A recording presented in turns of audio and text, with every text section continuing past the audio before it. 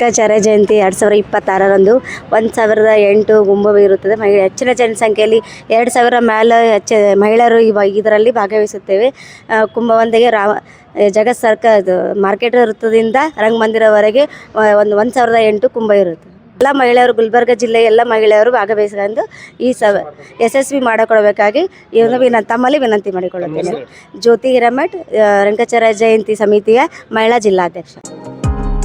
Sapna Opticals, a one-stop shop for eye care.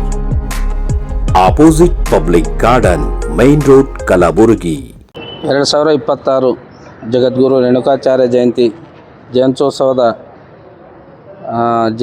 ಜಿಲ್ಲಾ ಮತ್ತು ಗೌರವ ಅಧ್ಯಕ್ಷರಾಗಿ ಡಾಕ್ಟರ್ ಶರಣಪ್ರಕಾಶ್ ಪಾಟೀಲ್ ಅವರು, ರಾಯಚೂರು ಜಿಲ್ಲಾ ಉಸ್ತುವಾರಿ ಸಚಿವರಾದಂಥ ಡಾಕ್ಟರ್ ಶರಣಪ್ರಕಾಶ್ ಪಾಟೀಲ್ ಅವರಾಗಿರ್ತಾರೆ. ಅದೇ ರೀತಿಯಾಗಿ ವೀರಶೈವ ಮಹಾಸಭಾದ ಅಧ್ಯಕ್ಷರಾದ ಶರಣು ಮೋದಿಯವರ ನೇತೃತ್ವದಲ್ಲಿ ಜಿಲ್ಲಾ ಘಟಕದ ಅಧ್ಯಕ್ಷರಾಗಿ ಬಸವರಾಜ್ ಮಠಪತಿ ಅಂತಂದರೆ ನಾನಾಗಿರುತ್ತೇನೆ. ಅದೇ ರೀತಿಯಾಗಿ ಕಾರ್ಯಾಧ್ಯಕ್ಷರಾಗಿ ವಿಶ್ವನಾಥ್ ಸಾಲಿಮಠ್ ಅವರು, ಮಹಿಳಾ ಅಧ್ಯಕ್ಷರಾಗಿ ಜ್ಯೋತಿ ಹಿರೇಮಠ್ ಅವರಾಗಿರ್ತಾರೆ.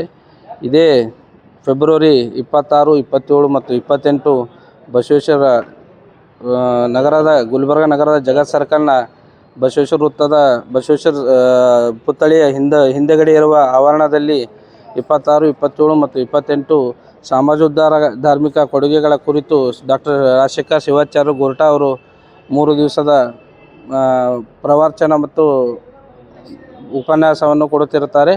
ಅದೇ ರೀತಿಯಾಗಿ ಮಾರ್ಚ್ 1ನೇ ತಾರೀಕು ಜಗದ್ಗುರು ರೇಣುಕಾಚಾರ್ಯ ಜಯಂತಿಯ 1008 ಮುತ್ತೈದಿ ಕುಂಭ ಜೊತೆಗೆ ನಗರದ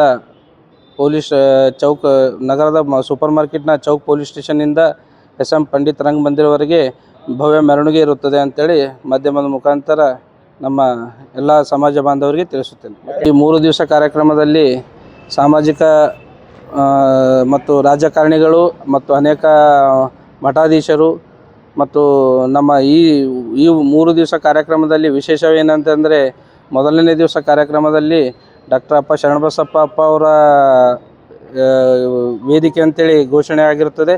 2ನೇ ದಿವಸದಾಗಿ ನಮ್ಮ ಅಖಿಲ ಭಾರತ ವೀರಶೈವ ಮಹಾಸಭಾದ ಮಾಜಿ ಅಧ್ಯಕ್ಷರಾದ ಶಾಮನೂರು ಶಿವಶಂಕರಪ್ಪ ಅವರ ಹೆಸರಲ್ಲಿ ಇರುತ್ತೆ. 3ನೇ ದಿವಸದ ವೇದಿಕೆ ಭೀಮಣ್ಣ ಖಂಡ್ರೆ ಅವರ ಹೆಸರಲ್ಲಿ ಇರುತ್ತೆ ಅಂಥೇಳಿ ಈ ಮಾಧ್ಯಮ ಮುಖಾಂತರ ತಮಗೆ ತಿಳಿಸುತ್ತೇನೆ.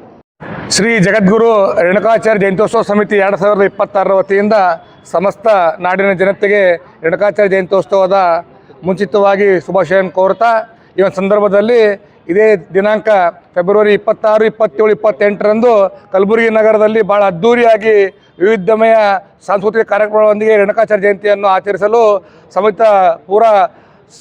ರೇಣುಕಾಚಾರ್ಯ ಜಯಂತಿ ಸಮಿತಿಯನ್ನು ನಿರ್ದೇಶಿಸಲಾಗಿದ್ದು, ಈ ಒಂದು ಸಮಿತಿಯ ಗೌರವ ಅಧ್ಯಕ್ಷರಾಗಿ ಸಹಮತದಿಂದ ಕರ್ನಾಟಕ ಸರ್ಕಾರದ ಗೌರವಾನ್ವಿತ ಸಚಿವರಾದಂಥ ಸನ್ಮಾನ್ಯ ಶ್ರೀ ಡಾಕ್ಟರ್ ಶರಣಪ್ರಕಾಶ್ ಪಾಟೀಲ್ ಅವರು ಆಯ್ಕೆಯಾಗಿರುವುದು ಬಹಳ ಸಂತೋಷವನ್ನು ತಂದಿರುವಂಥದ್ದು ಈ ಸಂದರ್ಭದಲ್ಲಿ ನಾನು ಹೇಳಕ್ಕೆ ಬಯಸ್ತಾ ಇದ್ದೇನೆ. ಅದೇ ರೀತಿಯಾಗಿ ನಮ್ಮ ಸಮಾಜದ ಯುವ ಮುಖಂಡರಾದಂಥ ಬಸವರಾಜ ಮಠಪತಿ ಅವರು ಕೂಡ ಒಂದು ಜಯಂತ್ಯೋತ್ಸವ ಸಮಿತಿ ಅಧ್ಯಕ್ಷರಾಗಿರುತ್ತಾರೆ. ಅದೇ ರೀತಿಯಾಗಿ ಅಖಿಲ ಭಾರತ ಮಹಾಸಭಾ ಜಿಲ್ಲಾಧ್ಯಕ್ಷರಾದ ಶರಣು ಮೋದಿಯವರ ನೇತೃತ್ವದಲ್ಲಿ ಈ ರೇಣುಕಾಚಾರ್ಯ ಜಯಂತಿಯನ್ನು ಭಾಳ ಅದ್ಧೂರಿಯಾಗಿ ಆಚರಿಸಲು ಈಗಾಗಲೇ ಸಮಿತಿ ತೀರ್ಮಾನ ಮಾಡಿರುತ್ತದೆ.